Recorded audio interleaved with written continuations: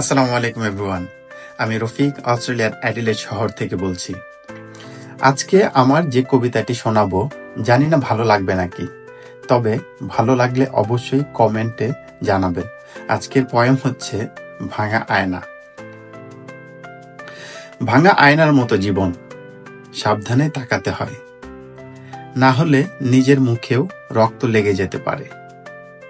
চাইলেই কি সব ঠিক করা যায়?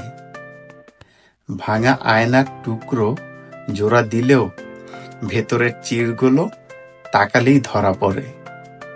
আমি প্রতিদিন সেই আয়নার দিকে তাকাই, যেখানে আমার হাসিটা অচেনা, চোখ দুটো ক্লান্ত আর ঠোঁটের কোণে জমে থাকা নীরবতা কাঁদে। এই আয়না জানে আমি কবে কেঁদেছিলাম, কবে ভেঙে পড়েছিলাম, কবে ভেতরে ভেতরে মৃত হয়ে গেছি।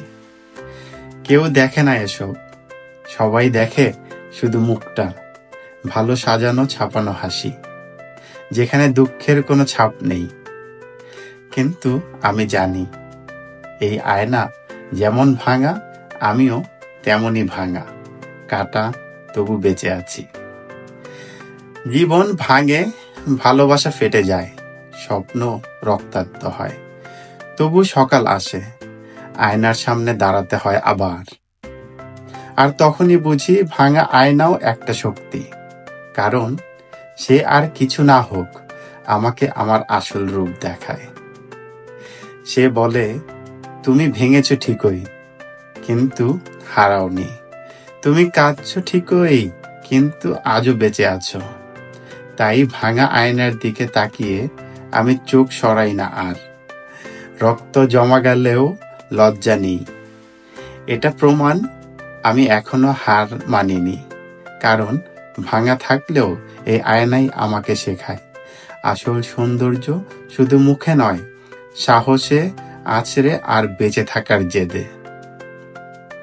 আজ আমি নিজেকে দেখি ভাঙা টুকরোর ভেতর দিয়েই, তবু যতবার তাকাই একটা জিনিস বারবার দেখি। একটা মানুষ যে ভেঙে গেছে, কেটেছে, কেঁদেছে, তবুও এখনো দাঁড়িয়ে আছে এবং নিজেকেই ভালোবাসতে শিখেছে। সবশেষে বলতে চাই, ভাঙা আয়নাও সবচেয়ে স্পষ্ট প্রতিচ্ছবি দেখায়, যখন আমরা সাহস করে নিজের ভাঙা ছবিটাকে গ্রহণ করি। ধন্যবাদ।